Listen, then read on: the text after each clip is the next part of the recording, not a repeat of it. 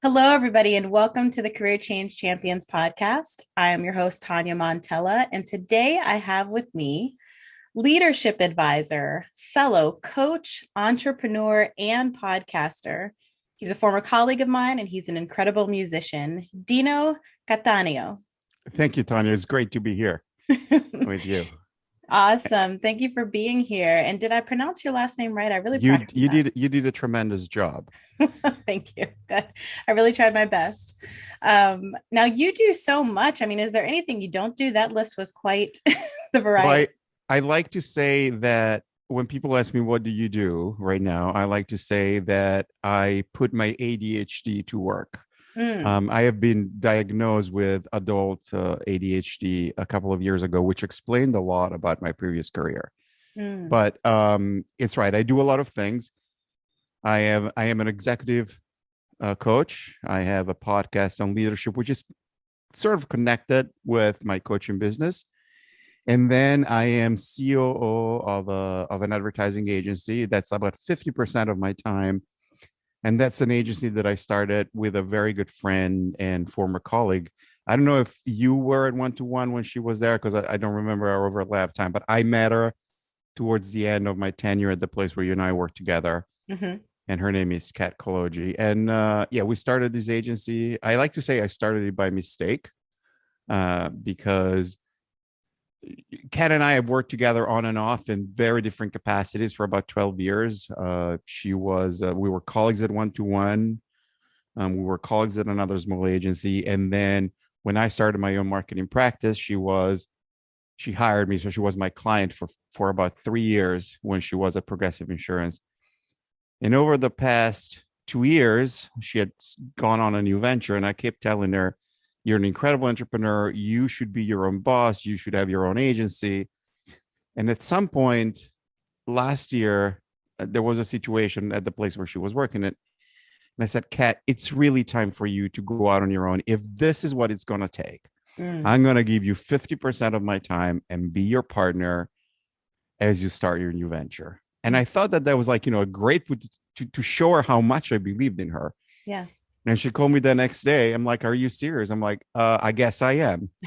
And so, move forward about uh, a year, and we have an agency that is doing. We're very proud of it. We have, including us, 8 employees. We're a big client, and we're very excited. And my role in there as CEO is to partner with her in client service, but also in really helping her build this business and doing it along the same principles that I use with my clients that I coach, Mhm. which is Kat is an extraordinary person. And as many very smart women in corporate America, across her career in different situations, she's been in places where people have been threatened because she was the smartest person in the room, and she's been, at times undermined. And my role is really to put her in a position where she can be her true self without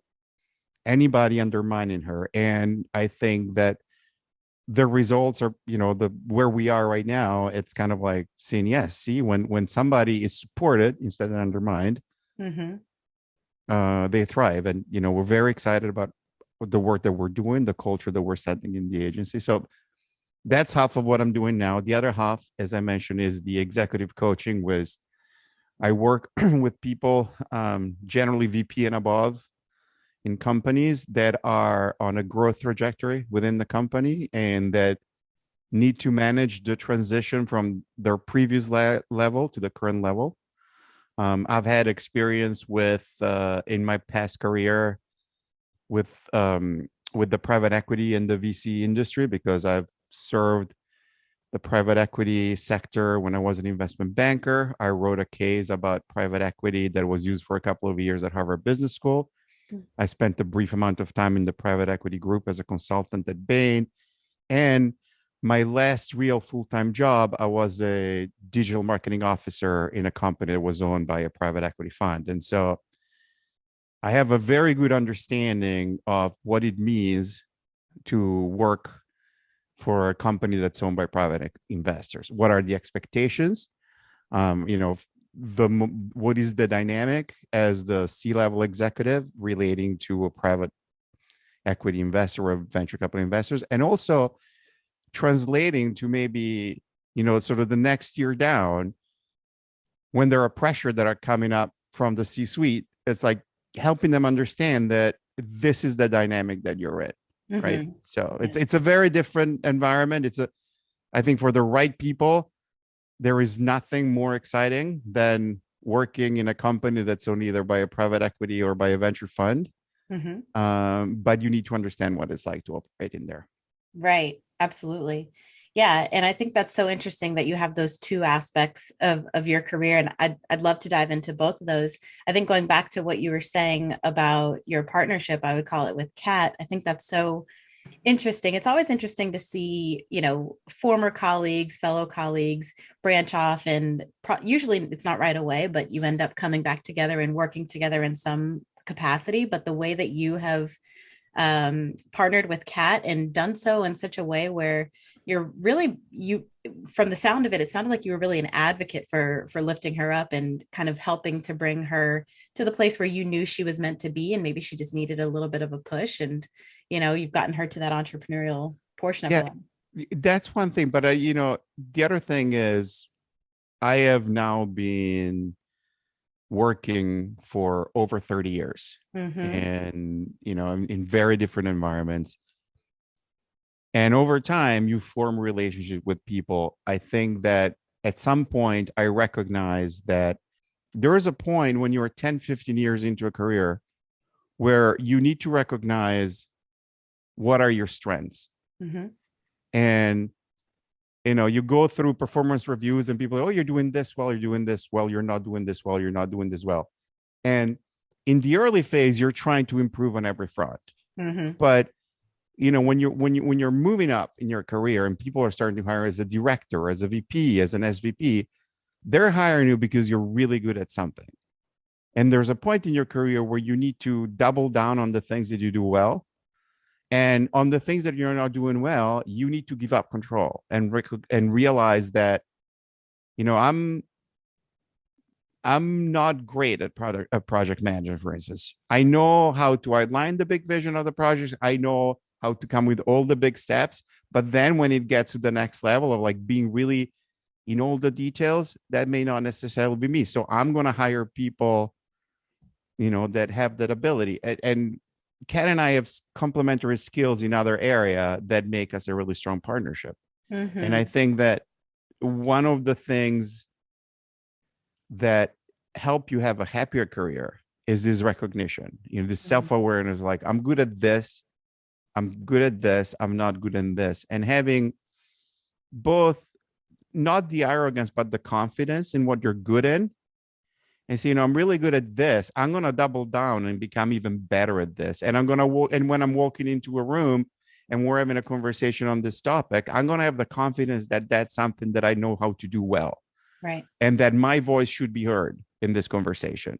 Yes. And then, you know, at the same time, realizing that you don't know everything. And so that by the same token that your voice should be heard, twice as much, you should hear all the voices around you and Mm-hmm. recognize that sometimes your like your success in a corporate environment is only as good as the overall success of the company and the team. Mm-hmm. And there's a point where you have to have the maturity to recognize that your best path to success is to let somebody else lead something or run something, or Right. you know, or take it somebody else's idea. And that over time, if you are in an environment with the right culture, people actually will recognize that as a value component that you're bringing, that you're one person that is able to put the ego away, Mm-hmm. right, for the good of the team. So sorry, Yeah. No, I, no. I think I went on a very long tangent.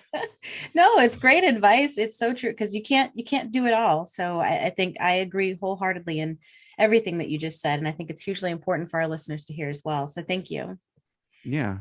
I'm curious. let's dive into the marketing side of your career. And I'm Yeah. curious to have you take me back into what really got you into that world, that space in the first place.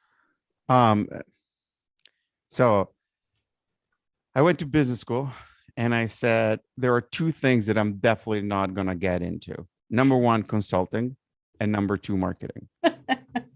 I came out of business school and I went to Bain. And then when I was at Bain, um, I left Bain about a year and a half to try and go to Gibson Guitars in Nashville. And that was a disastrous adventure.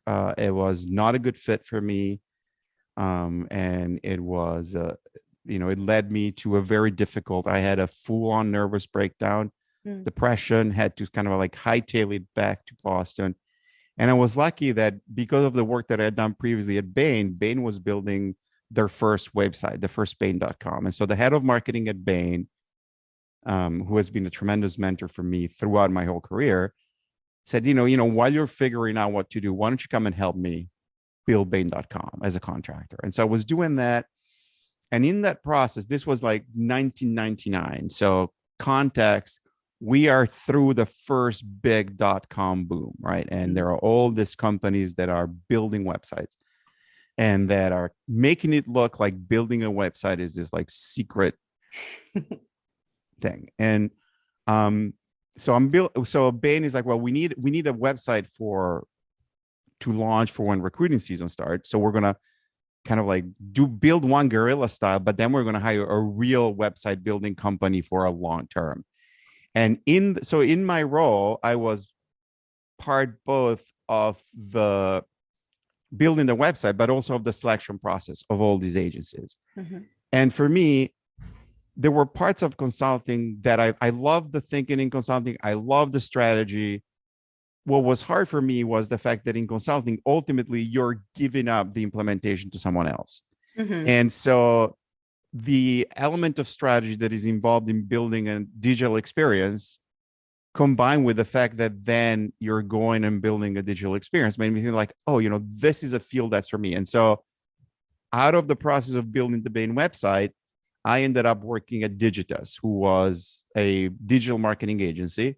And they were actually full service direct marketing and digital agency. And so I did both direct acquisition, literally sending junk mail and phone calls, as well as a lot of digital strategy. And then after 6 years at Digitus, a very good friend of mine from Digitus had gone to the agency where you and I ended up working together. Mm-hmm. And they needed, she was running the healthcare practice and they needed somebody to run financial services and technology and media. And that's how I ended up where we were. And that's where, I think it was a great environment for learning digital. And, it was a great time. It was 2006 through 2012. Mm-hmm. A lot of the work was not just coming up with digital marketing, but helping companies transition. Right. So there was a lot of strategy involved. And I think as an agency culturally, our account function was a combination of account and strategy because we were leaner. Yeah. We didn't have strategy separated from. And so that felt like a very natural place to be. Yeah. For me, marketing, especially in a world where ultimately the consumer is in control, mm-hmm. marketing is the heart of the company because the role of a good marketer is to understand the audience, right, and create the structure and the content and the technology that supports the audience taking an action towards a company product, whether it is, a company hiring an investment bank for their IPO or a consumer buying, toothpaste. You're always trying to create that connection between making somebody pick your product because it fulfills a need, but do it in a way that they feel good about them, right? That's the emotional part of marketing. Right. And what I came over time to love about it is I always had a part of me that wanted to be creative and mm-hmm. a part of me that was very rational and very quantitative. Like, I was an investment banker who wanted to be a musician. Mm-hmm. And I think that at its best, marketing, and especially digital marketing, it's a place where there's a combination of like digital and very rational analysis that needs to be translated into an emotional and creative message. Mm-hmm. So, Yeah. so when it works, that's where like my passion and connection with it lies down. It's like, you go through all the data and you get that one insight. I will give you an example actually using CAT. Are you familiar with the progressive ads parenthemorphosis, right? Yep. So Kat was the head of planning and strategy at Progressive. And she's the one who saw all the research that basically said that, the biggest fear of people when they become adults is becoming into their parents.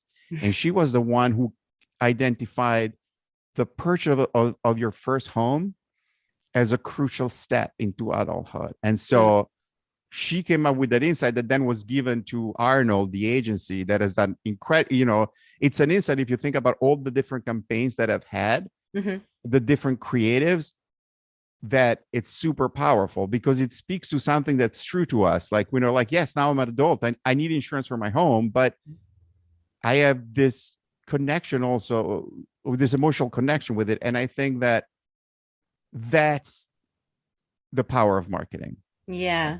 Right? The power of seeing something through a very rational process of research and then Mm-hmm. being able to turn it into something emotional. Yeah. So Yeah. that's my passion for marketing right there. Well, pretty much everything that you just said resonates with me directly. I mean, I think that's why we both worked at that same company. But the creative aspect, understanding your audience aspect, has always been a passion of mine. To truly understand people, what makes them tick, what makes them do the things that they do, has always been of interest to me. And the funny part is the transfer over of those interests, particularly the last one that I just explained, into coaching, right? Like understanding your audience and what and all those things, and behavioral things that make people tick really is what I find very interesting. Would you agree with that when you think of the coaching Yes. realm? Well, so for me, what happened is I think, part of the self-discovery process and figuring out what you're good at and what you're not good at. Mm-hmm. I think, my strength is like I am a jack of a lot of trades and master of a few. So I'm a generalist with expertise in certain things. And so when I was, in the times that I had success in digital marketing as an account manager, there was a part of it which was my knowledge and understanding of how everything worked together, and sort of a certain, not being an expert at specific tactics, but understanding enough to know who to bring at the table. Mm-hmm. Then over time, when you're working with the type of clients that we worked with, when you're working with a Fortune 50 company, when you're working with, any company where things need to be implemented, Mm-hmm. there's first you need to have the right idea. And then you need to help your client convince the people that they work with that what they want to do needs to be implemented. Right. And I think that over time, what I realized is that the situations where I'd been really successful with my clients were situations that had a lot of organizational complexity, Mm-hmm. and that require an understanding of the organization and the players, and how things should be communicated, the sequencing on who you should talk to first, how do you get buy-in, and how do you understand the motivation of everybody. Mm. And that was a very natural, I'm like, oh, it's almost as if like my superpower were my people skills. Yeah. Mm-hmm. Right. And um I ended up, over the second part is like, over time I ended up having colleagues and friends. Like Kat is an example. Kat has been somebody who has been a friend who has always come to me for advice in different moments of her career. There's a couple of other former colleagues of ours, and in particular, there was another former colleague from a different environment that 4 years ago was making a big career decision. Mm. And we had this stretch of about 5 or 6 weeks where we would talk for 2 hours every week, Mm. help him examine the pros and cons, et cetera. And at some point he said, well, you should be my coach. I should pay you. And I'm like, no, we're friends. But it sort of lit a curiosity, because I think that, you know, the word coach, and especially the word life coach, has always had a little bit of a stigma or a misunderstanding. Mm-hmm. But I had a couple of former colleagues and classmates from Harvard Business School and another former colleague from Bain that were executive coaches.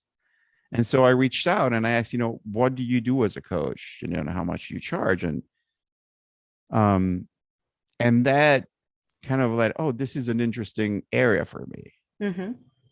And I went through the process of getting trained as a coach. I got a coactive certification.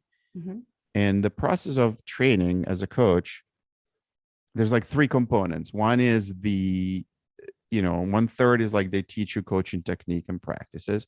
But then the biggest part is you both coach and are coach your peers that are going through the training and are coached by your peers. And for me, that process brought to the being coached by my peers brought to a self-discovery. I like when I decided to go solo in 2013 and become an independent marketing consultant, part of it was coming from a deep insatisfaction with the career path that I had chosen.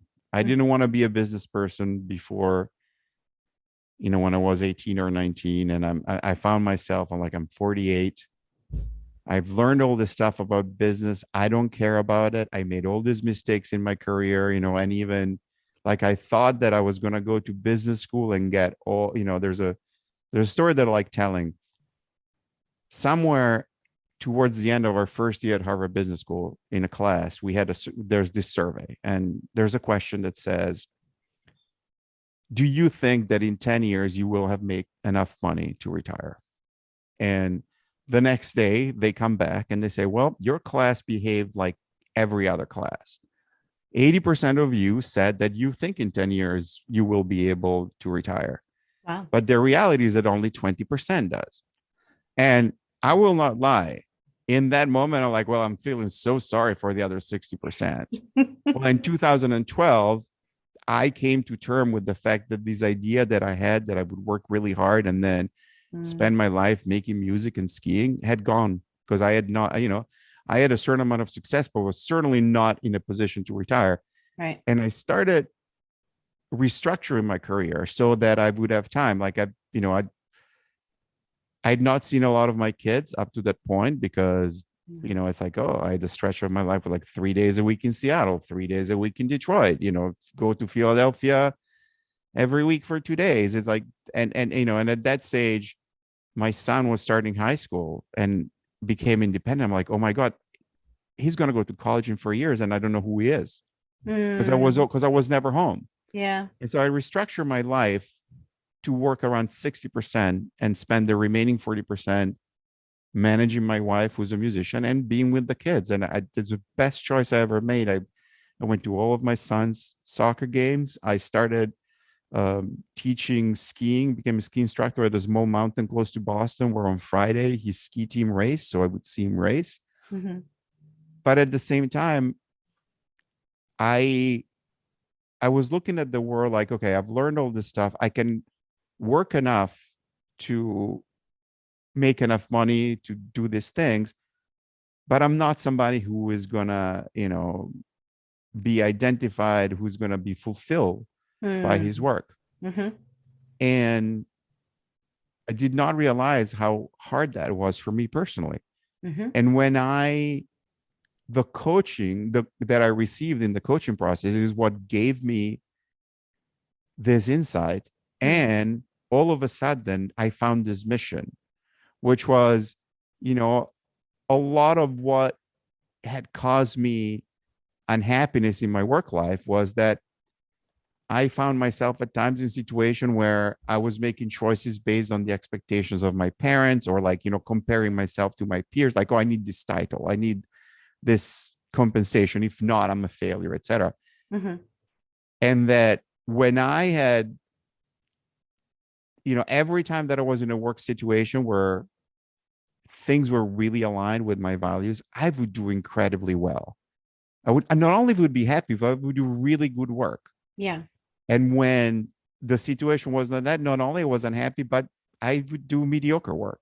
Mm-hmm. And so I had this insight: if I can help coach people and get them to a point where they're very conscious of what their values are, what they want, and they make their choices at work, following, going and saying, oh, I have to take this client on, this client that is would be a lot of money for the firm, but there are these two or three things that are really not in line, culturally, they're not in line with the values of the firm or whatever. And being able to say, well, it's okay, we'll do okay long term. Like over time, you're more successful when Mm-hmm. you're operating in line with your values. And so for me, that became my mission. It's like, okay, I'm going to coach people, and my podcast is also part of that. Like I interview people and I told them about, like, how did you find your true self? Mm-hmm. You know, how does that translate in the work that you do? What were situations where where you're not, where you may have made a decision that was not in line with your values, and what happened? Yeah. And so the the coaching for me is like the first time, I say, like, I'm turning 57 in a few months, and it's the first time in my life that the combination of all my work, I'm actually happy and fulfilled. I'm like, I have friends who are thinking about, like, oh, we're retiring. If you're like, well, I'm just getting started. Yes. I love that. And Dino, you and I are kindred spirits because everything you're saying is exactly why I do the coaching that I do. I'm so incredibly passionate about, getting women specifically to realize what makes them fulfilled and to go after those sorts of careers and whatever that might be for them. But just to identify that, because I think, a lot of times we don't even take the time to step back. It sounds like you had that realization through your coaching training, which was enlightening for you, but to have that sort of light bulb moment in your life can be completely life changing. And you just, other than just going about your day and not even thinking about it, not taking the time to think, am I truly fulfilled? Am I truly, is this aligned with my values? Everything you just said, right? Yes. It's so huge. And so I love to hear that you had that moment for yourself. And I'm so excited at the fact that we're both driven to have other people that have the same experience in their life. Yeah, I know. And I think, like, it's wonderful what you're doing, because I think that sometimes, like, it's very hard to find out this about yourself by yourself. Right. And I think to have somebody like you who has had the experience that you've had, and I think, like, what's most important, like, you also had the right corporate experience, because I think that, in your like, I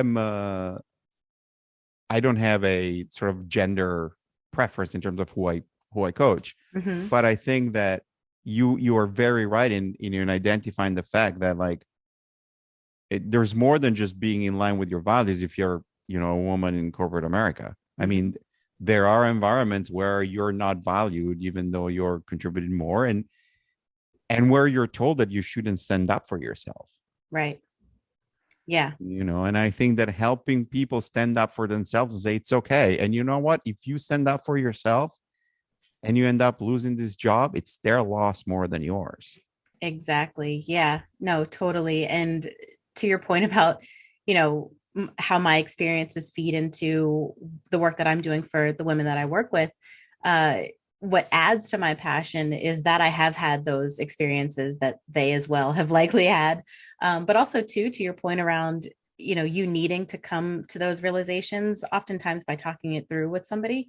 I never had that. I have had a very bad habit of just kind of trying to navigate my life and my career, solo and not tap someone for that. And so, I've been able to make it as far as I have the way that I have, but it's not the best way, to be honest. And if I had somebody like me alongside me all the time, or the entire time, I think my journey would have looked a little bit different. I mean, it is what it is, where I am today, but yeah, I couldn't agree with you more in everything that you're saying. So I love that.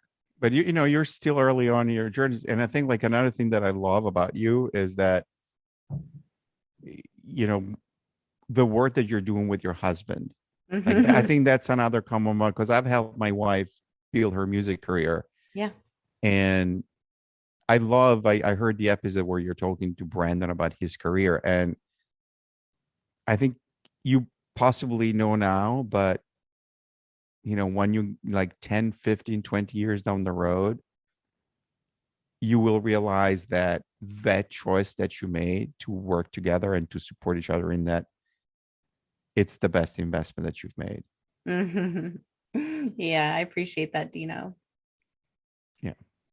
So I guess the other thing I'm wondering from you, so the journey you've had leading into specifically the marketing side of your career and how you were able to kind of, as they say, climb the corporate ladder. Yep. And then the fact that you now coach executives, right, that are looking to climb Yeah. their proverbial corporate ladder. What advice, I guess I'll speak specifically to your experiences in doing so and climbing that ladder. What advice would you give to others, regardless of where they're at? I know your particular coaching focus is at the executive level, but wherever someone sits in their career, as they look to kind of level up and go to the next level, what sort of pieces, as you think through your own career in doing that, stand out to you as things that worked really well for Yeah. you? So there's a couple of things. I'm going to make a very important statement. You need to believe for what I'm saying to be true and work for you.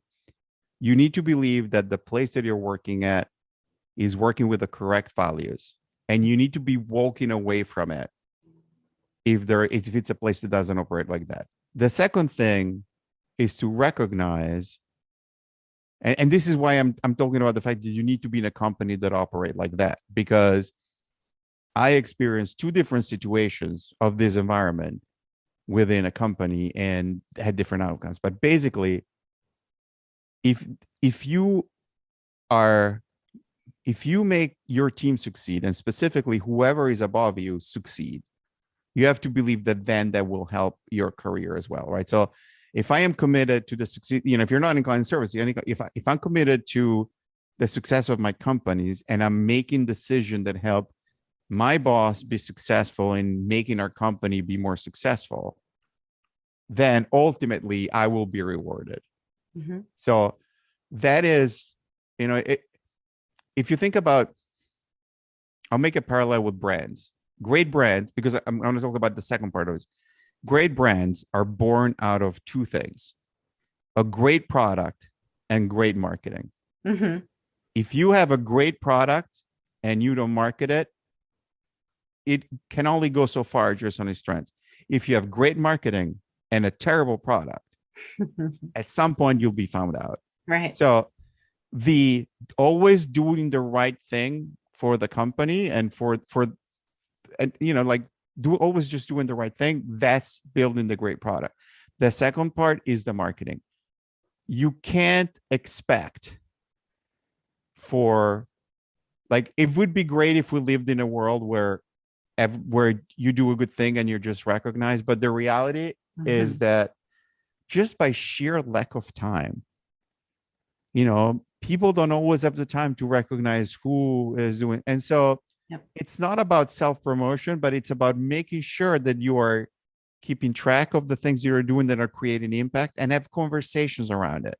Mm-hmm. If you have a performance review, show up with this year I did this, and this that created this much value. Yeah. It's not about going and telling everybody how great you are.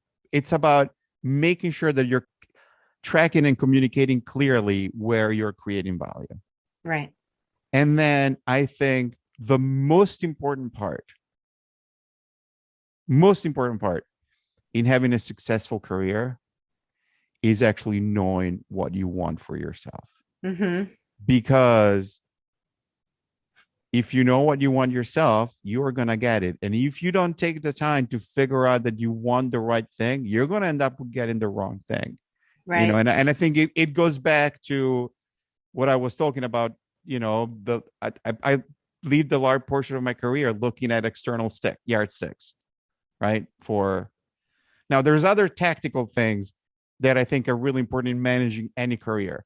So the first one is having the right balance, as you progress and you're taking on new roles, is being smart about having the right balance of doing things that you're already doing well and having the right growth and learning opportunity. Right. I think for me, a minimum balance would be 80% you're doing things that you're really good at and 20% in new stuff. If you're in a phase of your career where you want to grow more and when you're feeling aggressive, you could go to 70, 60, you do well, and like 30, 40, you don't know. When you pass that amount and like half of the work that you're doing are things that you're still learning, you are opening up yourself to a lot more stress and level. Mm-hmm. And so being smart, and I think it goes back to thinking about what it is that you want to learn. There are companies where, being nice in organizational dynamics, being not nice in politics are heavier than the other companies. If you're in one of those places and you're spending 2 or 3 years there complaining about the fact that you're not advancing because there are too many politics, it's on you. Yeah. At some point you have to take action and leave. Yes. There's like, I think, we are taught from the beginning that we're not quitters and we're not, and certainly in an ideal world, we would have a career where all our choices are made like, oh, I'm in this career, in this job, and like, here's this amazing opportunity, and I'm just going to go pursue the new opportunity. But you also need to be recognized that sometimes you're in a place where, it's time for you to just cut your losses and go. Yeah. And I think that's often a hard pill to swallow, especially Yep. if you worked really hard to get that job or you've been there for so many years and, you have blood, sweat and tears invested in it. But I think what you said is so important and something that I talk to the women that I work with as well is like, you have control over your career, over your happiness, all the things that touches. And so though it may be a hard pill to swallow, it's far better on the other side of that than to just stay put where you are and continue to complain and continue to not love what it is that you do or where it is that you're doing it. So yeah, I fully agree with what you said. And I like how you succinctly put it in kind of a, and I mean, some of it I must confess, like, so I had a few people in my podcast that talked about this. I have a phenomenal episode, which is a woman named Kristen Yoshida, who talks about how she mentors people, and in careers. And the other, a really important element that she mentions is the fact that you don't get promoted because you're doing your current job really well. You get promoted because you're showing people that you can operate at the next level. So I think this is a really important part. yes, Whether it is taking on more responsibilities, and then and the transition from an individual contributor to somebody who's also doing work for the company. I think there's a couple of like really hard transition. It's like somebody who's really good at something and they start their career, they're really good, they produce, and at some point they end up in management. And all of a sudden it's not about what they are producing, but what the people that they're managing are producing.